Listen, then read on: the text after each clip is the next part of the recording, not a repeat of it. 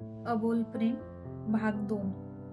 आज होकार आला म्हणून घरचे फारच आनंदात. स्थळ सगळ्यांच्याच पसंतीत उतरलेली.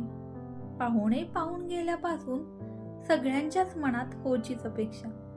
एकही चुकीची गोष्ट सापडेल तर खरे, त्यांच्या त्याला पाहण्याच्या आरशातून. पण तिला काय वाटत असेल याची शहानिशा करायची वेळ ही घरच्यांनी स्वतःहून ओढून घेतली नाही. स्थळात काहीच कमी नाही, मग आपली शुभदा का नाही म्हणेल असे स्वतःच तिच्याबद्दलचे बनवलेले मत गृहीत धरून त्यांनी पुढील मंडळींना होचाच सूर पाठवून दिला. तो सूर किती खरा किती खोटा हे फक्त शुभदालाच माहीत होते. पण पुढे सरकून नाही बोलावे तर कारण तरी काय द्यायचे? हे मनातले कारण घेतील समजून. माहितीये, हिंमत लागते हृदयातल्या प्रेमाची कबुली घरच्यांसमोर द्यायला. ती मी देईनही, पण एकतर्फी प्रेमाच्या व्याख्येला त्यांच्या वास्तविक जगात स्थान असेल. आणि ज्याच्यासाठी हे सारे चालले त्याच्या तरी पुढच्या भविष्याच्या कागदावर आपले चित्र असेल की नाही त्याच्या यादीत, काय माहीत. या अशा विचारांनी तत्कालीन तरी आहे त्या परिस्थितीत पुढे सरकायचे हा एवढाच पर्याय तिच्यासमोर ठेवलेला. तरी पाहून गेलेल्या मुलाला सगळे सांगूनही तो हो का म्हणाला असेल हा प्रश्न विचारायचाच होता हे मात्र तिचे पक्के ठरलेले.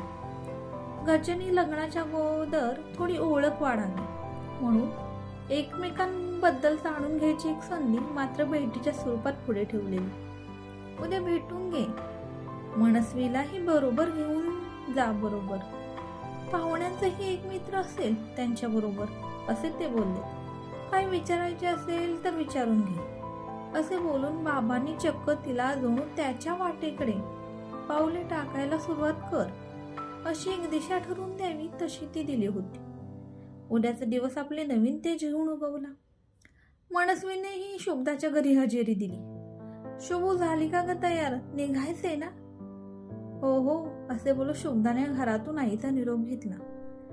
मला माहित असल्यास तुझ्या रहस्यमय कादंबरीचा उलगडा करणार आहेस म्हणे आज तू एका अनोळखी मुलाबरोबर असे मनस्वी म्हणाली.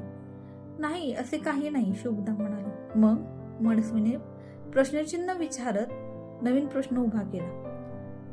मला होकार का दिला या प्रश्नाच्या उत्तरासाठी भेटणे गरजेचे आहे आणि बाबांनीही या भेटीबद्दल मला कालच सांगितले असे शुभदा म्हणाली. म्हणून लगेच तुला कॉल केला. तुला तर सारेच माहिती आहे. शुभदाने बोलण्यास सुरुवात केली. इतर कोणी समजून घेईल की नाही माहित नाही, पण तू जिथे असशील तिथे माझ्या बरोबर उभी असशील याची मला गेली 22 वर्ष तुझ्या माझ्या मैत्रीच्या घट्ट नात्याच्या विश्वासातून निर्माण झालेल्या प्रेमामुळे खात्री आहे. म्हणून तुला सगळंच माहिती आहे, अगदी सारं, अगदी सगळं.